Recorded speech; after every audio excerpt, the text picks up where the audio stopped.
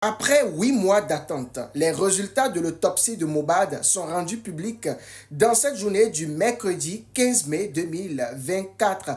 Le médecin légiste au tribunal de Lagos dans cet après-midi a affirmé que le corps de Mohbad, suite à son décès, a été enterré. Et il a fallu une semaine avant qu'il ne soit déterré et que le corps était déjà en putréfaction, ce qui a empêché l'autopsie de révéler la véritable cause de son décès et que des rumeurs avancent qu'il a été étranglé. Il y a eu des extraits, on a coupé des extraits de son cou pour faire des analyses pour voir si c'est véritablement le cas et les résultats sont négatifs, il n'a pas été étranglé. Le bout du sang qui a été vu dans le cercueil lors de l'exhumation, ce n'était pas du sang. Dans cette période, il pleuvait et c'était la terre rouge mélangée à l'eau qui donnait cette impression au grand public que ce n'était pas du sang. Il était bel et bien mort avant ses obsèques. Au cours du procès de ce jour, le médecin pathologiste a diffusé la vidéo du corps sans vie de Mohbad sur un écran géant.